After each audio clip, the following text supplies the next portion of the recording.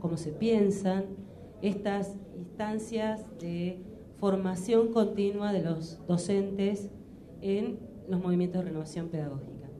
Y en este sentido, y esto lo propongo como desafío para pensarlo juntos, me incluyo, y para pensarlo entre todos los que estamos acá, dado lo que nos traía recién Cecilia, y recordando también algo que dijo Rosa los otros días, Cecilia nos dice, hubo un momento de aprendizaje casi mágico que se dio en ese compartir y en ese hacer en el banco.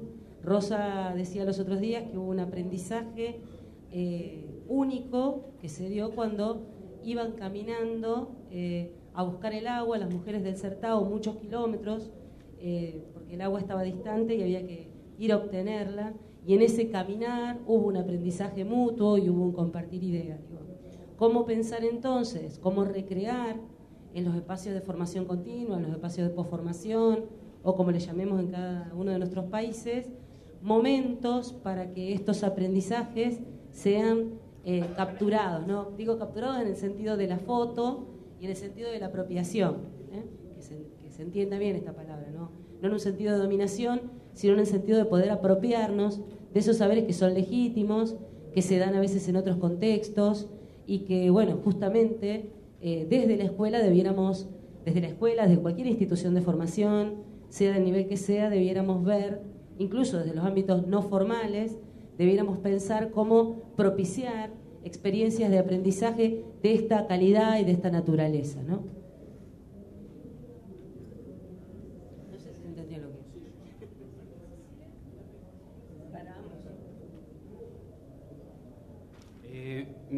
Vamos a ver. Mirar, la primera cosa que se me ocurre de la necesidad de compartir, la primera preocupación a la hora de necesidad de compartir es que en la escuela reproduzcamos el ambiente que tenemos aquí. Y normalmente se reproduce en la escuela, en el centro, en la universidad, el ambiente de formación que hemos recibido nosotras y nosotros mismos. Es decir, si nosotras cuando vamos a un curso de formación nos encontramos con que existe un experto, un asesor que nos transmite unos conocimientos, incluso unas técnicas maravillosas, pero el proceso no es compartido, sino que se produce vertical, normalmente la docente o el docente va al aula y va a reproducir eso. Y por eso nosotros planteábamos la necesidad del conocimiento compartido, la necesidad de que al mismo tiempo que pueda existir una formación institucional, buscamos el reconocimiento también institucional de la formación que organizamos nosotras y que organizamos nosotros. ¿Por qué? Porque evidentemente es la única que va a estar limitada por techos. La administración, por muy progresista que sea, siempre va a ser reformista.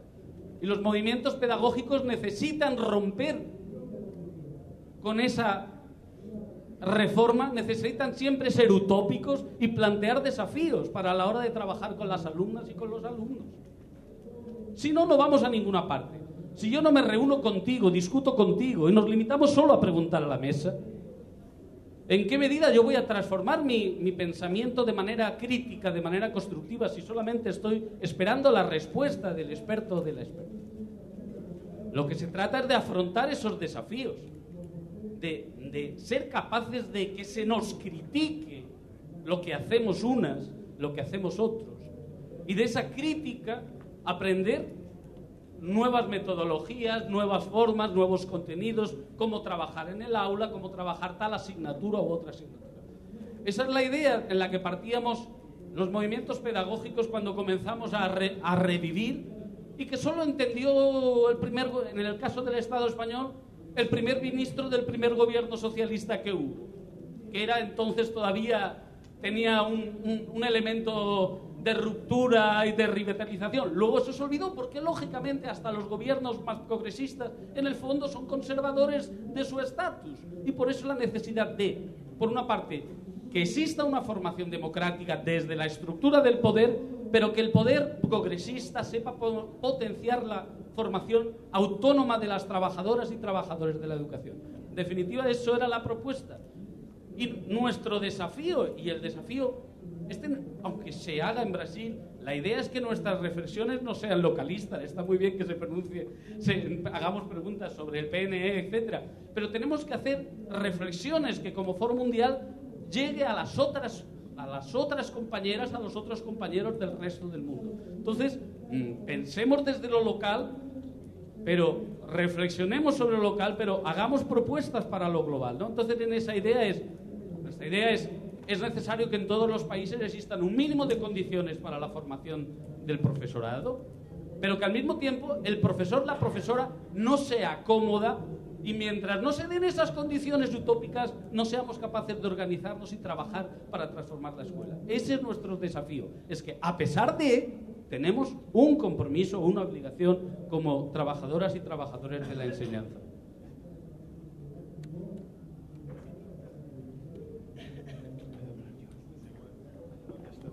Tem uma questão ali atrás. A Cecília vai falar.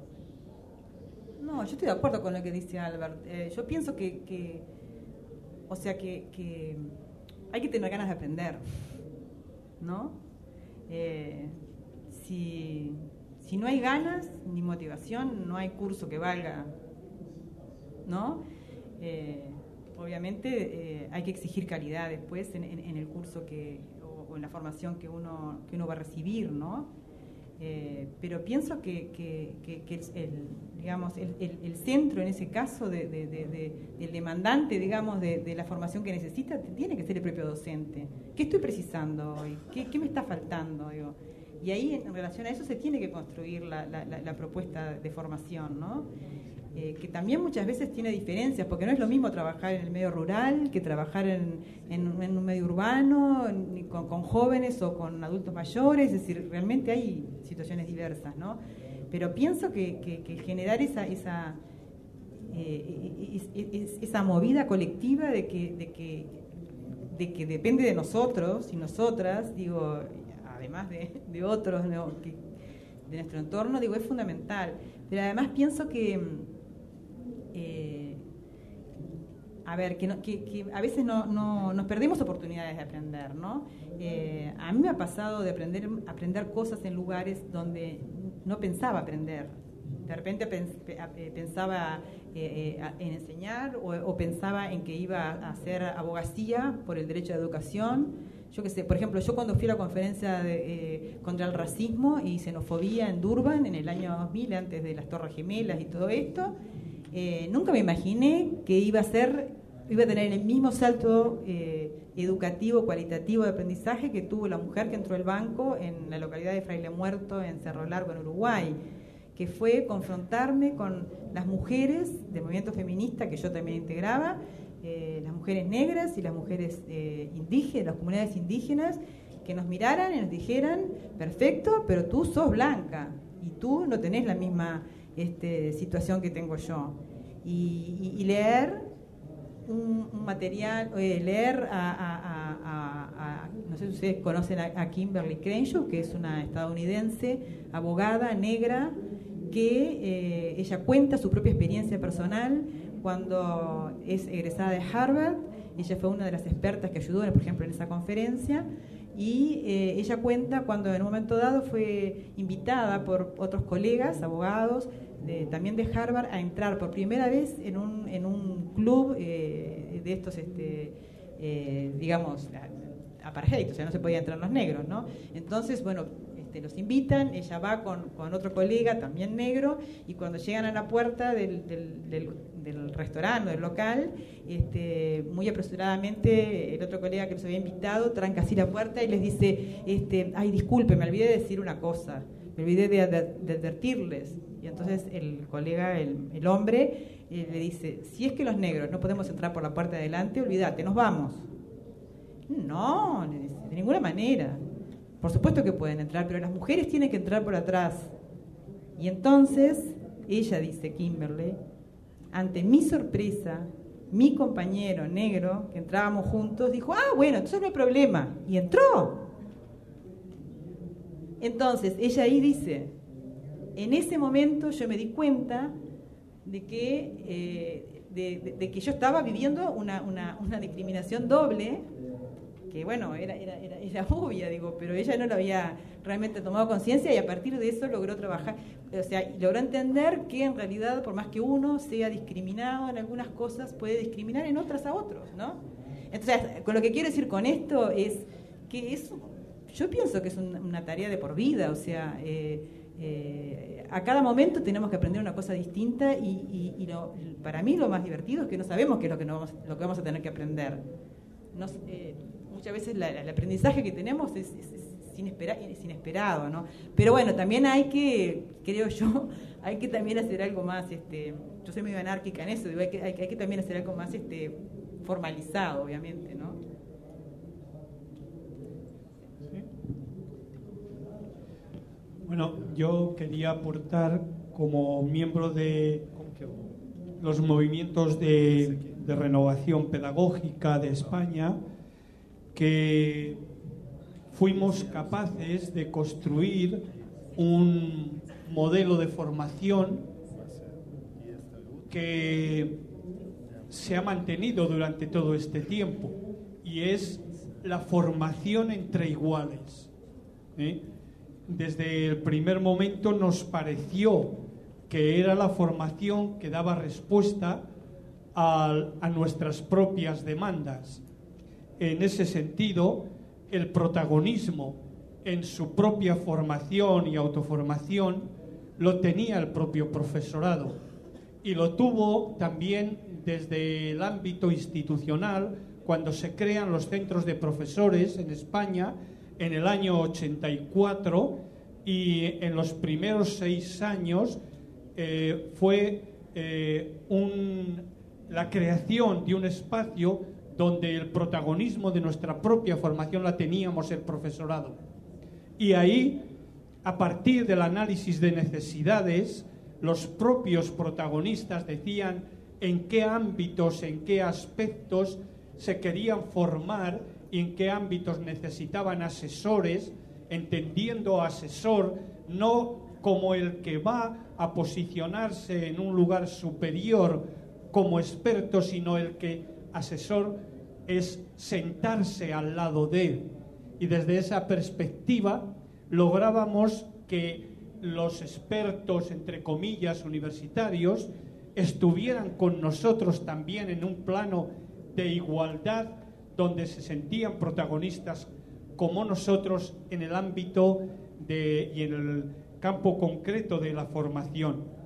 ¿Qué ha pasado con la formación del profesorado en los últimos años?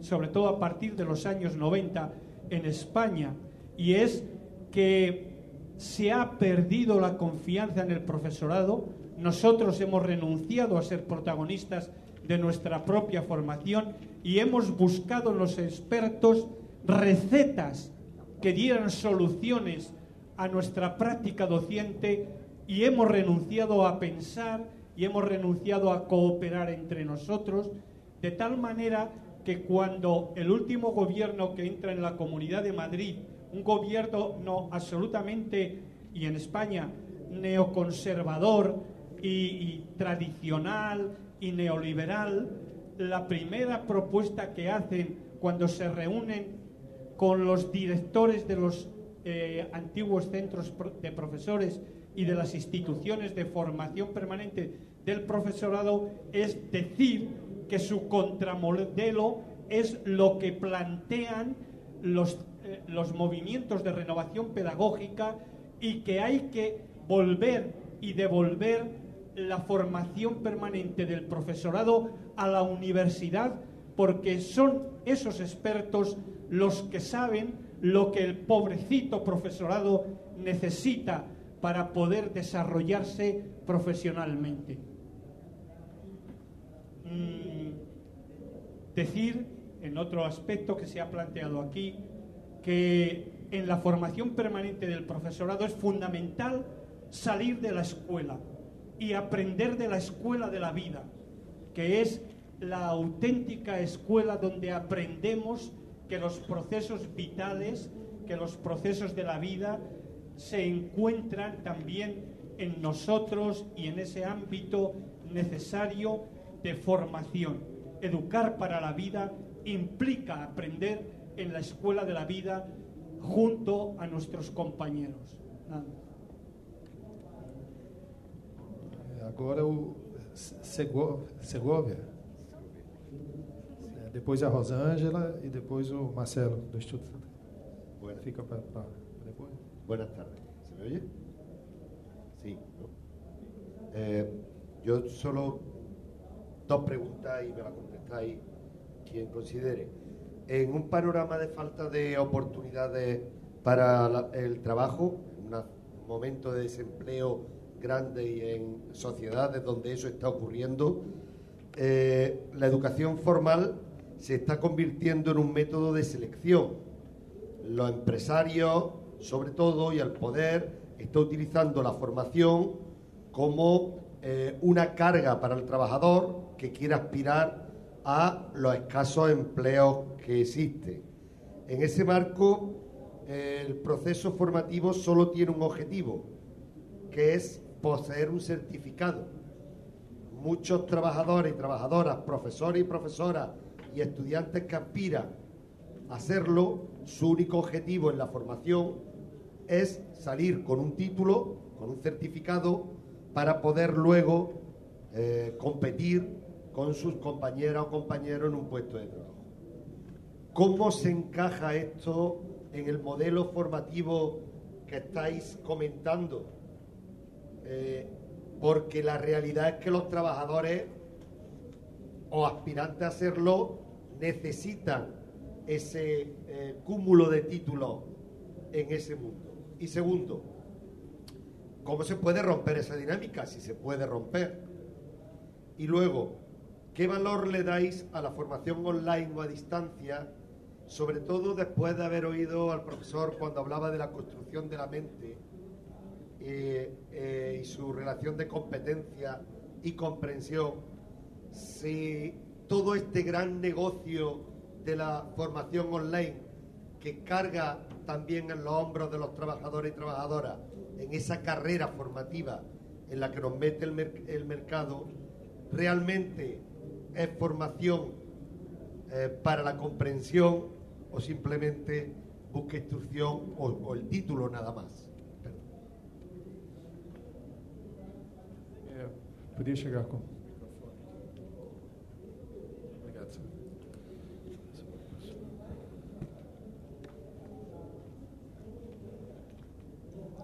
Eu acho que essa distinção que eu tentei fazer entre competência e compreensão tem que ver com a distinção entre competência real e competência legal. Eu lembro quando eu comecei a trabalhar na década de 70 como consultor para o Ministério da Educação no Brasil, na área de aprovar ou não pedidos de bolsas e pedidos de auxílio de pesquisa. A direção da instituição foi extremamente clara, e isso foi em pleno governo militar, inclusive. O que interessa para a comunidade científica, acadêmica, não é competência legal. Se a pessoa tiver diplomas e certificados, essa coisa, o que interessa é se há evidência dentro do pedido para competência real. Quer dizer, como eu falei hoje, o julgamento que é a melhor possibilidade de prever o sucesso de aprendizagem é o que a pessoa já sabe, mais ou menos, sobre aquele assunto. Então, isso não é uma coisa meramente retórica, é absolutamente pragmática, e todos os consultores do Ministério da Educação naquela época foram os mais libertários possíveis, dizendo, porque na contracapa de cada pedido tinha que ter a aprovação do gabinete militar da reitoria da instituição. Naquela época tinha o gabinete civil da reitoria e gabinete militar. Ótima época, né? E se não tivesse essa aprovação, e nossas instruções que todo mundo seguiu era absolutamente ignorar isto, porque a gente sabia que tinha perseguições nas universidades contra pessoas que contestaram o sistema. E, felizmente, como eu sempre vi, a comunidade acadêmica, a não ser que em momentos de briga ideológica, a comunidade acadêmica normalmente se protege contra perseguições. Muito bem, então, essa questão não é retórica. A gente vê isso nas escolas, de concentração no produto, mão na massa, o cartaz, o vídeo e debates. Eu não sei quantas vezes eu mesmo participei como ouvinte de palestras de educadores que falaram 30 minutos, depois formaram pequenos grupos para discutir os tópicos, depois regruparam. Eu sempre considerei isso uma certa perda de tempo. Embora tenha sido falado aqui que podemos aprender dos nossos alunos. Eu questiono isso. A não ser que em nível de pós-graduação, quando os alunos são mais experientes, reflexivos, etc. Mas um certo conservadorismo com relação à verdade e à ilusão da verdade é absolutamente importante. Não sei se eu respondi adequadamente a sua pergunta.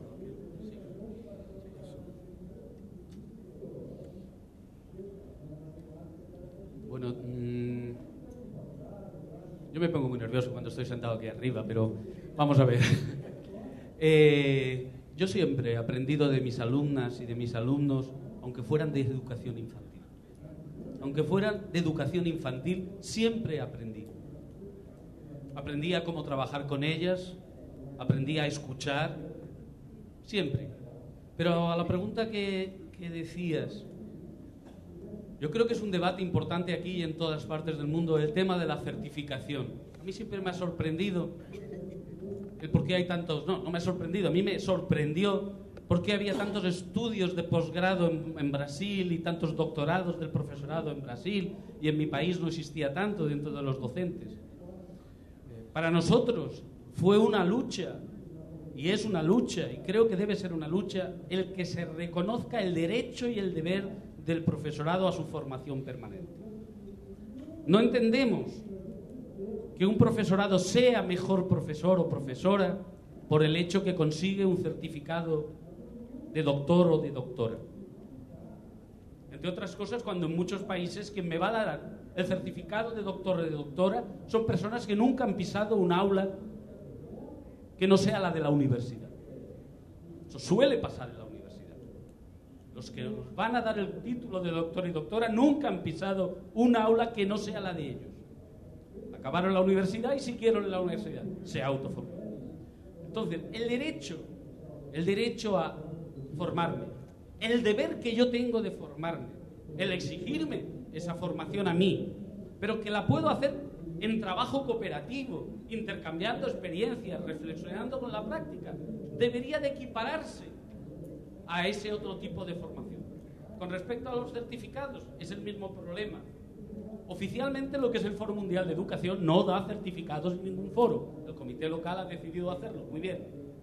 Pero porque nosotros consideramos que quien va a un Foro Mundial de Educación es porque quiere venir a discutir. No es que viene a llevarse un certificado para que tenga. Yo entiendo el tema. Mientras haya un piso salarial que depende del certificado, entiendo su problema. Pero quiero que reflexionen sobre el tema del derecho y el deber que tenemos y buscar las fórmulas de negociación para que no exista esa competencia por títulos. En España también hubo una desgracia y es que también se empezó a certificar un plus económico por tener papelitos que llevar. Pero es preciso que reflexionemos para exigir nuestro derecho y las condiciones que facilitan que ese derecho y ese deber lo podemos hacer en las mismas condiciones. Por eso es un debate muy profundo y muy difícil de resolver en cuanto la certificación está vinculado a mi estabilidad económica y familiar, ¿no? Pero eso es lo que querría. Pero yo repito, es muy importante, en eso soy freiriano, igual que en otras cosas soy freinetiano, ¿no? Siempre aprendemos.